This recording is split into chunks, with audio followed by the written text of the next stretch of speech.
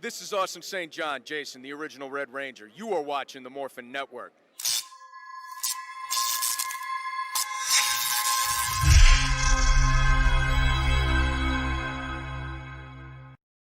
This Morphin Network video is sponsored by Ranger Stop Convention and Ranger Stop and Pop. Have you ever wanted to see all your favorite Power Rangers together in one epic convention? Go to Ranger Stop! Ranger Stop and Pop! March 5th to the 7th, 2021. Atlanta, Georgia.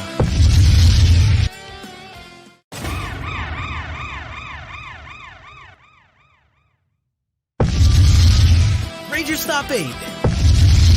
November 11th to the 14th, 2021. Orlando, Florida. Get your tickets now.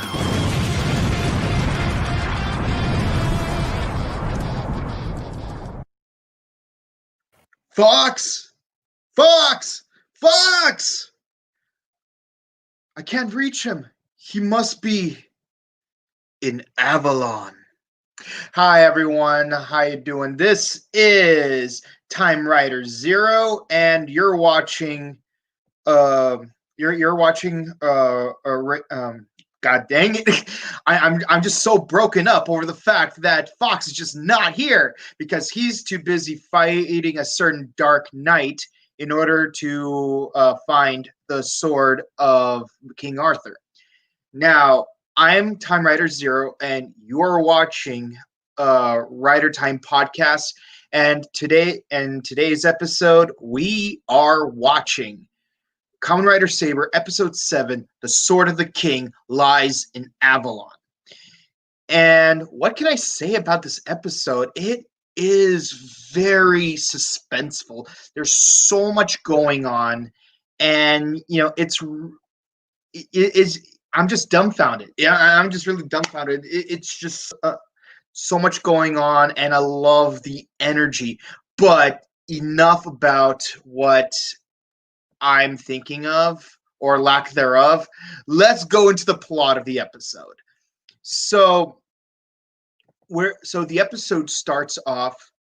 The episode starts off with the narrator flying around everywhere like Mary Poppins. This is not normal because usually he's in his library, and he's saying that a lot of stuff is happening. Now, what is happening is the episode starts off with Rintaro being angry that he just lost his fight against Zuos, and he grabs the Pegasus book because he knows he needs to train and become and get harder, get stronger. And he goes into what is essentially a hyperbolic time chamber. And Toma is wondering, wait, there's a training room? Yes, there is a training room, says the blacksmith. He says that time is different in that room, and it's a great place to get training, but it's also physically exhausting, and there's a chance that Rintaro might even die in the process. While that's going on, you got Toma trying to figure out how to get to Avalon, because from the previous episode he was doing research on how to be able to unlock his rider belt because it was locked by, I believe, Storius was his name. Give me a second. Yes, Storius. His name is Storius.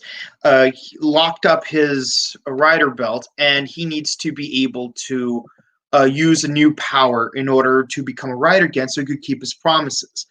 Now, using the forbidden books that he found, he was able to come to the conclusion that by using 13 very specific books and a special sword slashing technique, he's able to open a doorway to Avalon.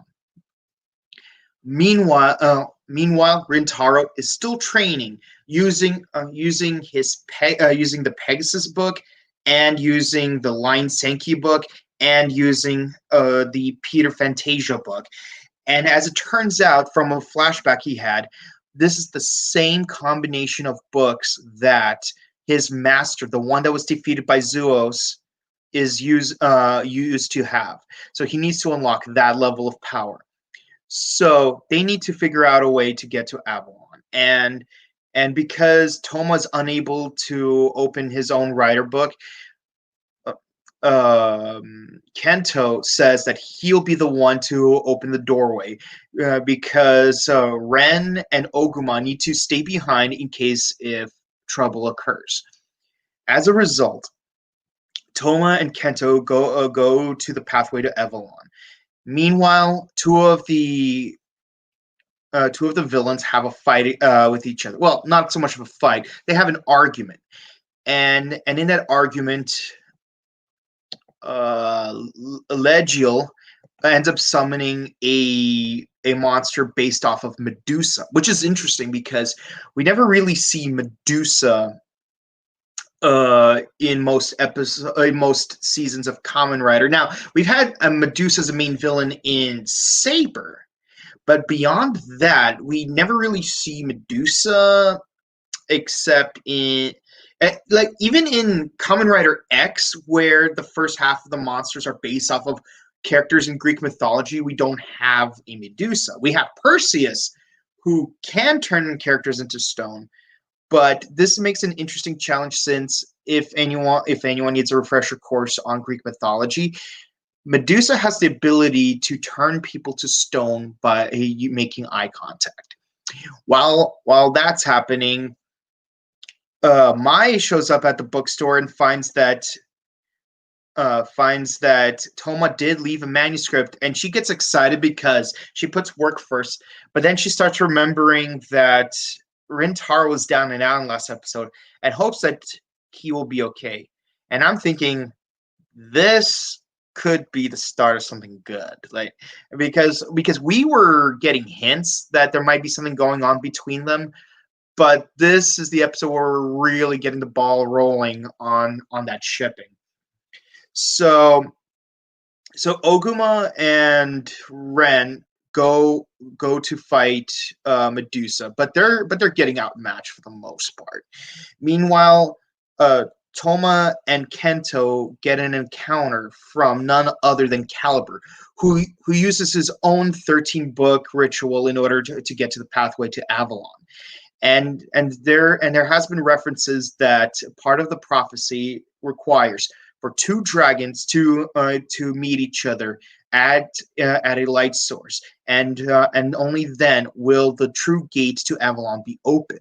Given that Toma and Caliber are both there, a fire dragon and a dark dragon, that can only mean that the prophecy is near completion. Of course, Kento wants to hold off Caliber while Toma goes looking for the gateway, but it would not open unless they both come into contact with each other. With both Toma and Caliber right next to each other, both dragons come out of their respective rider books, and they approach the giant sun. It looks like a sun, but it's not quite like a sun.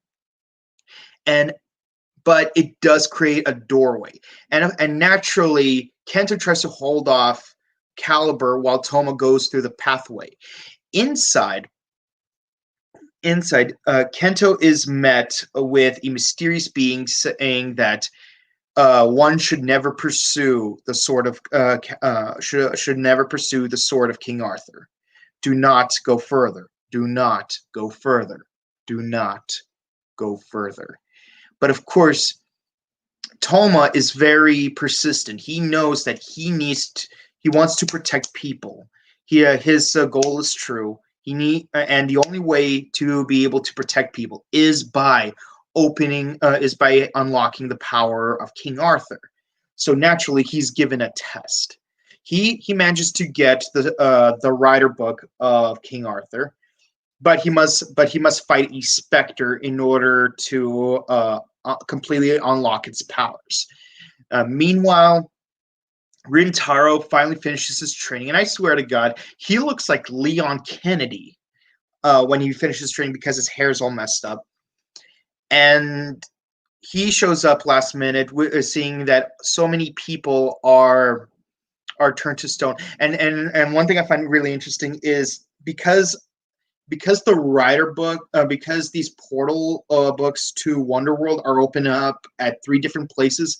We have a moment of comic relief where, as soon as Mai walks out of the bookshop with the manuscript, she realizes that it is enclosed inside the Wonderworld seal.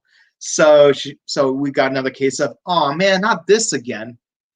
But of course, moving forward, Rintaro shows up, having all 3 books ready, and of course he uses Lion, Pegasus, Peter Pan to create the first all the same color 3-book combination form that we've seen all season. This is the equivalent of a Kamen Rider O's using Gatakiriba for the first time, because we know that he had Hawk.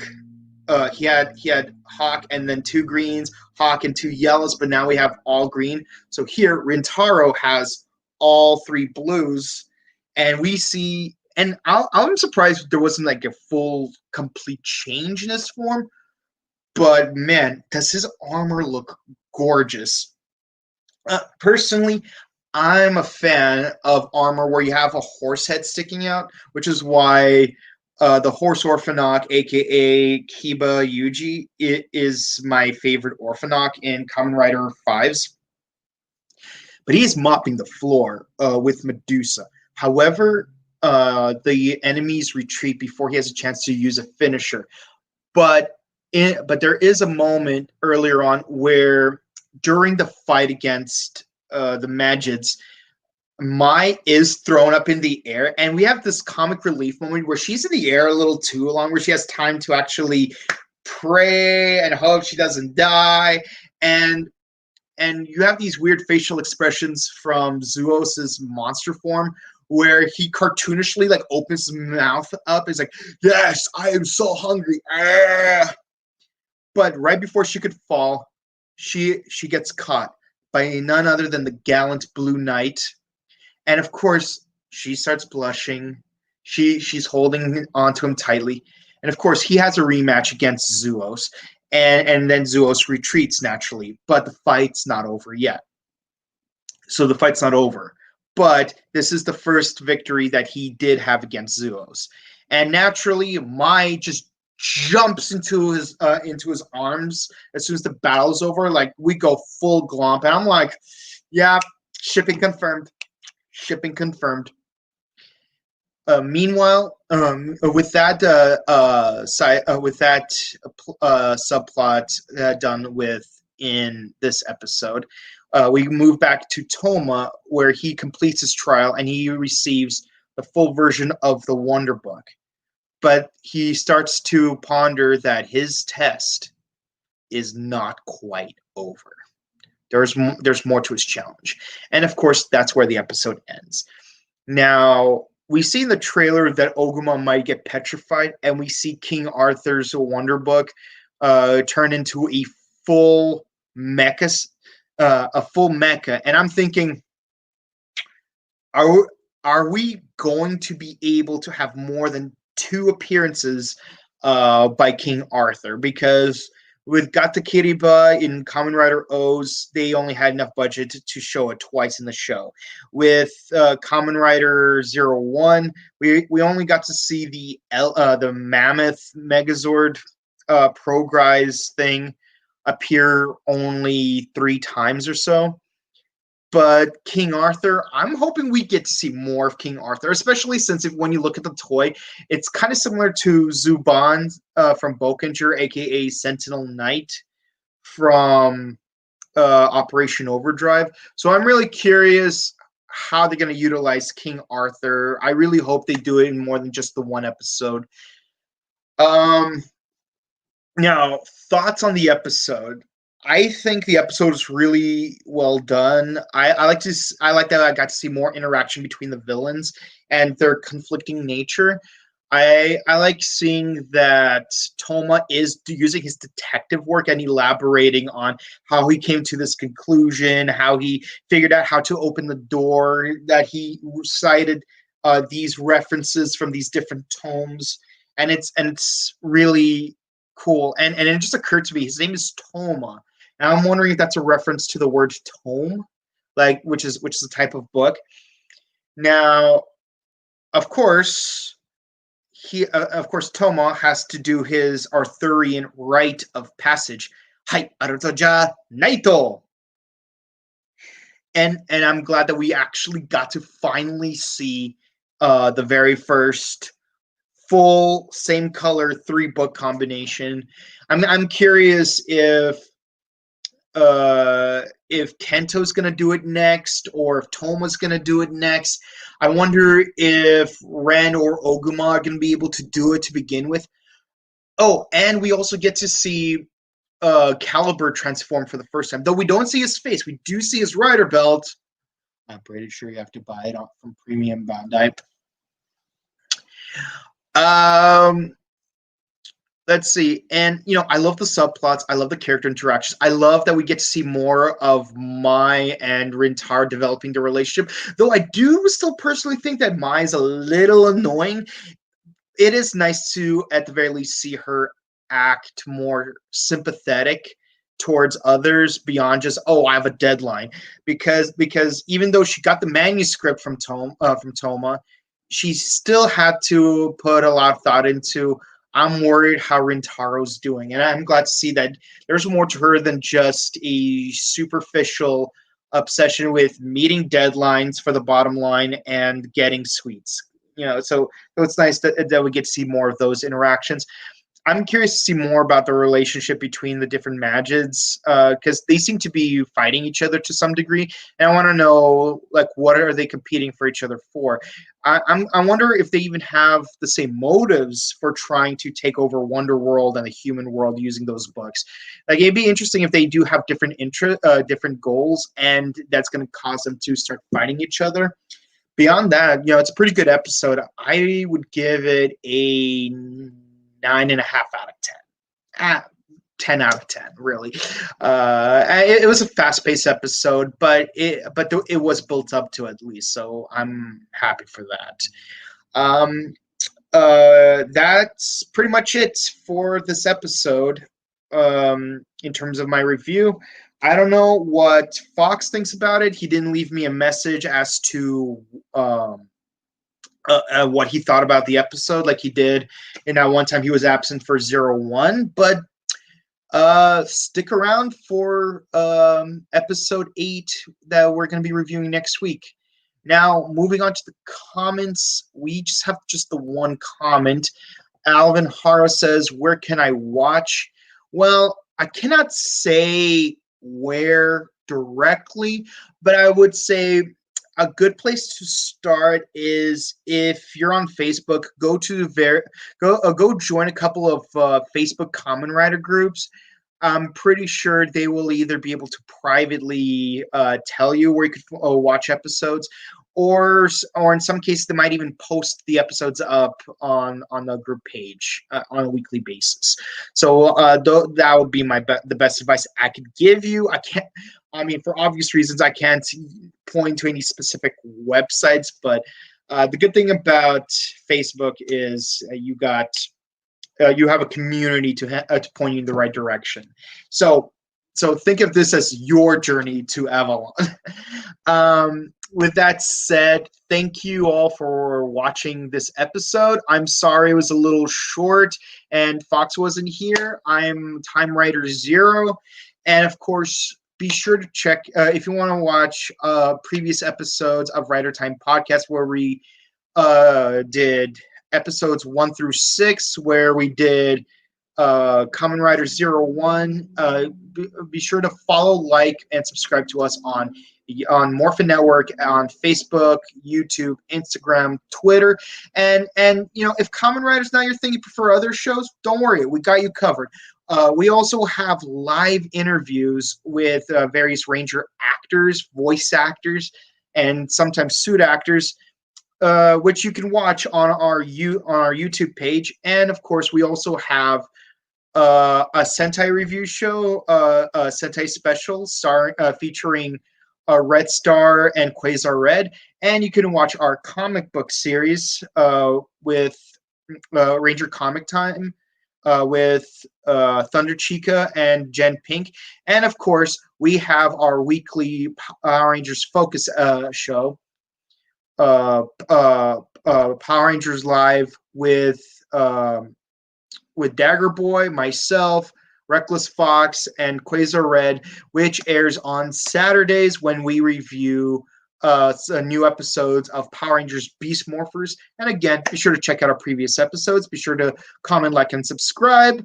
And of course, for anyone wondering what about that one dance that we promised you that one time, don't worry, it's gonna happen. It's gonna happen. It's gonna happen. With all that said, guys, Accelerangers here. Kamen Sentai Saberger. Yes, I actually made this point that this season is very much like Manji Ranger if they had a Kamen Rider suits and gimmicks. But with that said, thank you all for coming, whether you came at the beginning or came late.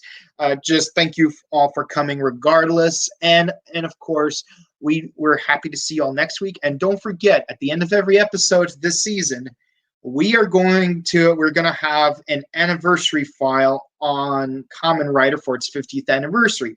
So for anyone wondering what this week's episode is going to cover, well, let's just say this season was ahead of its time by about 40 years, considering what's happening in Hollywood.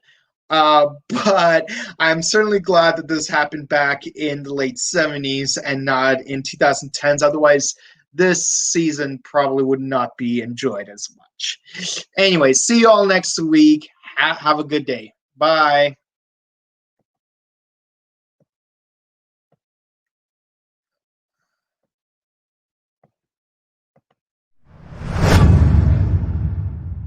Kyo no Kamen Rider wa Sky Rider! Intended as a reboot, Kamen Rider aired for 54 episodes on October 5th, 1979. Hiroshi Tsukuba is a skydiver who got severely injured trying to save Dr. Shido from a kidnap attempt by none other than Neo Shocker. The organization agreed to spare Hiroshi's life if the professor turned him into one of Neo Shocker's cyborg soldiers. When he escapes, Hiroshi becomes a Kamen Rider with the ability to fly freely. Hiroshi is trained by the Magnificent Seven Riders and is then christened as Sky Rider. Sky Rider does battle against Neo Shocker, rescue other unwilling cyborgs, and unravels a shocking truth about his parents. Sailing Jump! See you all next week. Bye. Today's Morphin Network video is sponsored by Ranger Stop and Pop, which is March 5th to the 7th, 2021 in Atlanta, Georgia, and Ranger Stop Convention, which is now November 11th to the 14th, 2021 in Orlando, Florida. Go to rangerstop.com for more info.